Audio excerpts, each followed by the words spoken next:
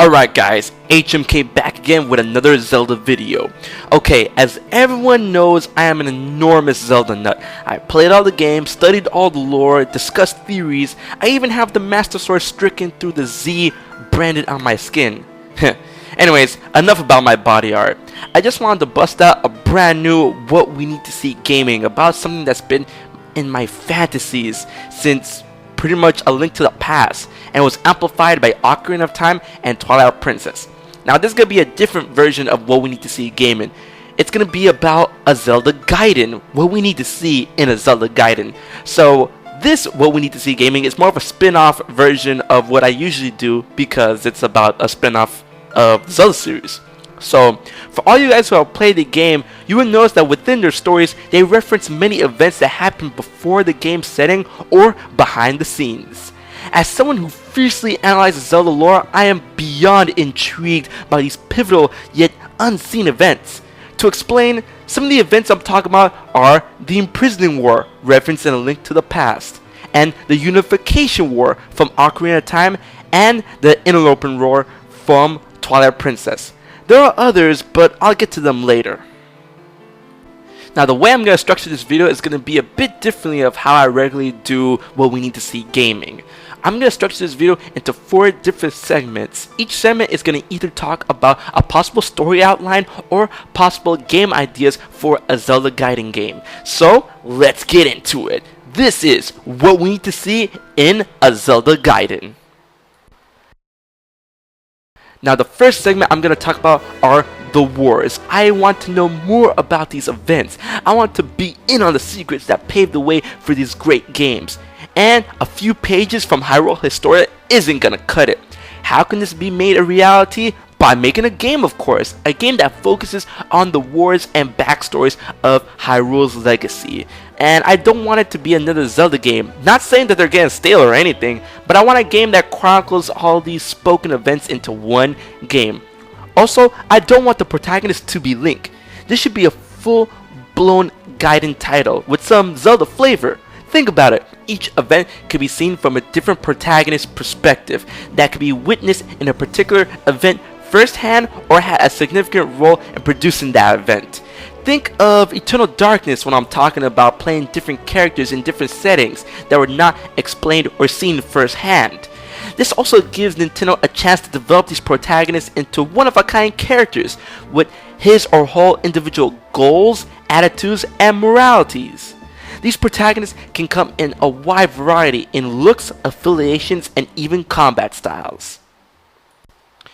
Now I'm gonna go into gameplay traits and additional stories. With the release of Skyward Sword, I have no doubt in my mind that Nintendo is more than capable with fleshing out these untold stories. But I would like to talk a little bit about gameplay ideas I had in mind. Though I wouldn't want to do away with the Zelda targeting system we all know and love, but I would like to see that each story segment has its own gameplay and traits. Indeed, especially with the war stories. Zelda games, you've never actually got in the middle of war action because you're pretty much fighting the war all by yourself. In those situations, imagine being the general as you put your tactical mind to the test and give orders as you defend Hyrule's honor. This one may be a stretch, but I want you to also imagine yourself as a free-spirited, free-running pirate whose plundering antics and quick wit helps him come into the possession of the Majora's Mask. The pirate story unfolds at sea before reaching Termina or Hyrule and made a huge profit as you sell the mask to the Happy Mask salesman, unknowingly setting the events of Link's race against time in motion. The possibilities are there, people. You just have to flesh them out. Now this next segment is gonna be something I like to call the Hero of the Flood possibility, which is a very interesting story that's weighed heavy on my head for the longest. For those who played Wind Waker, we all know about the Great Flood that drowned Hyrule in order to stop Ganon after no one answered the call of duty. Now imagine if you were an aspiring swordsman, young in years yet full of hope that he wishes to follow in the footsteps of the hero of time after the events of Ocarina of Time in the adult timeline. His quest leads him to don the green tunic, But I remind you that he is no Link, and he is not a chosen hero. After learning of Hyrule's fate, he thinks he's up to bat. In a race against time, as Hyrule floods, you try to stop Ganon, or you try to persuade the goddesses from flooding the land and reversing their frightening decision. Though we all know the outcome, maybe there is something we didn't know. Perhaps this hero sacrificed himself to stop Ganon from reversing the flood after realizing there is no other way. In the end, I think this is a story that would be tragic, of a doomed land, a hero failing, and most importantly, a story that was never told until now. A perfect Gaiden tale. Now this next segment I'm going to go into is going further into Gaiden stories, and a tale that would take place after Ocarina of Time but just before Wind Waker. This is the pirate hero possibility. Now think about it. Right before Wind Waker we play as a pirate. And no, not Tetra or anyone of their crew. But bear with me. This pirate would be the son of Link's grandmother in Wind Waker. That's right, you got it. Let's unfold the story of Link and Ariel's father in the Wind Waker. Wind Waker Link and Ariel's father.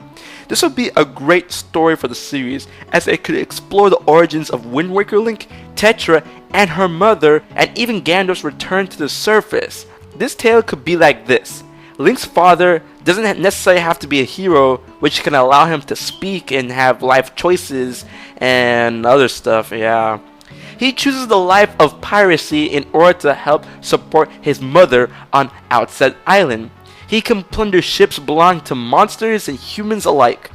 This pirate would also be a rival to the crew run by Tetra's mother.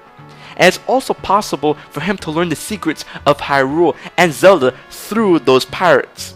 Lastly, this pirate could be the previous lord of the Forsaken Fortress, as Tetra states that it was run by rival pirates before Gandalf took over, which can also explain his absence in the Wind Waker, in which Gandalf could have taken Link's father's life when he took over the fortress.